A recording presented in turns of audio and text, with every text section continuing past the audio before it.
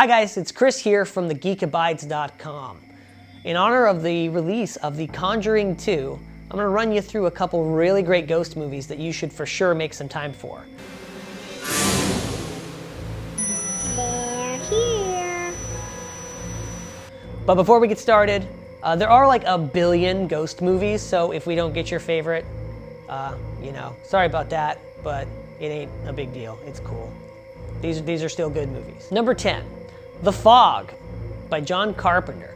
100 years ago, between midnight and 1, something unknown came out of the fog.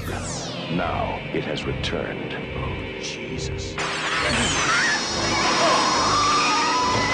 Although it is guilty of the mortal sin of not including Kurt Russell, Jack Burton, me. The Fog does include a rad-ass soundtrack, Adrienne Barbeau, and a bunch of plague-infested pirate ghosts, so that's fucking cool. Get inside and lock your doors. Number 9, The Entity. I've always believed that there were several planes of existence, and we as human beings inhabit only one. The Entity is unique because it focuses on a ghost's sexual fixation with his still living victim. So, I mean, it's supposedly based on a true story, but the end result is kind of 1 part Amityville Horror, 2 parts I Spit on Your Grave, but without the cool payoff revenge plot at the end. It's a pretty compelling ghost story, but definitely not recommended for the easily offended. Isn't it possible that some entity has crossed into our plane of existence? Number 8, City of the Living Dead by Lucio Fulci. The city of the dead.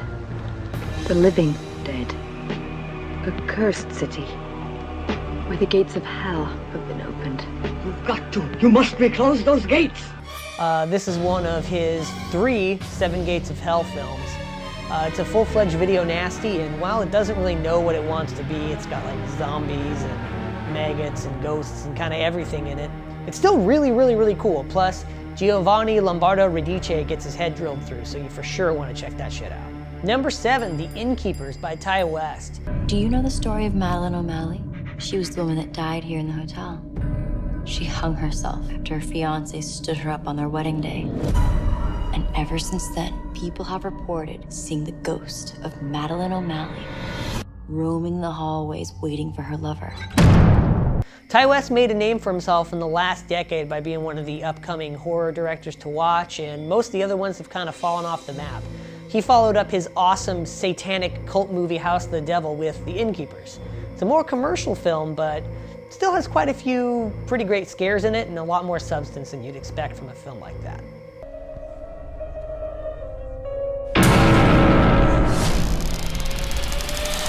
Number 6, Poltergeist by Tobe Hooper. The house looks just like the one next to it. And the one next to that. And the one next to that. I don't know what hovers over this house. I've never sensed anything like it. A lot of controversy around who actually directed this.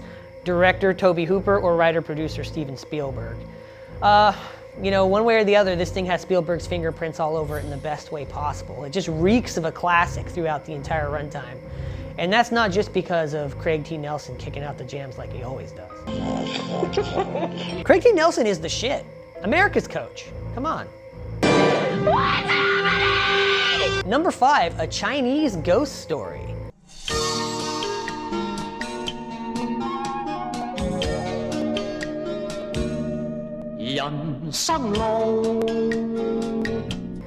This is just your average romantic comedy, kung fu, horror film. Horror aficionados will notice for sure that there's a strong influence of the Evil Dead films throughout this movie. And in addition, they also have stop-motion zombies and a kung fu priest who gets drunk and raps. So why the fuck haven't you already watched this movie? I mean it, Chinese Ghost Story is the fucking shit, you guys. Number 4, the Yokai Trilogy. Japan's Dai Studios put out 3 super badass films based on a class of Japanese spirit called the yokai in the late 60s. Each of these 3 films is balanced very differently. They're all really, really great, super unique, extremely highly recommended. Should be noted that controversial director Takashi Miike put out his own 4th edition in the franchise decades later, and predictably it is a whirling maelstrom of horseshit, so just steer clear of that no matter what happens to you. Number 3, The Shining. Apparently Stephen King just hates this movie, but guess what, dude? I just read The Shining like a couple months ago, and the movie still totally holds up. Easily one of the best haunted house movies of all time, and a no-brainer for this list. And in addition, your only directorial contribution to the human race is fucking Maximum Overdrive, so maybe you need to chill out a little bit, Stephen King. It was my first picture as a director, and you know something? I sort of enjoyed it. Number 2, Ghostbusters. Ghosts. Hello, Ghostbusters. They're real. You do? They're mean. You have? They're here.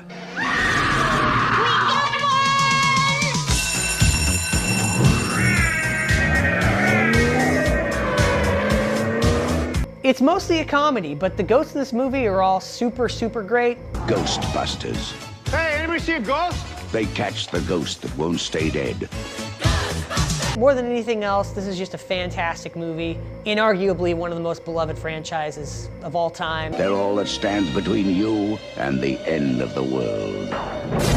This city is headed for a disaster of biblical proportion. Real wrath of God type stuff. Fire and brimstone coming down from the sky.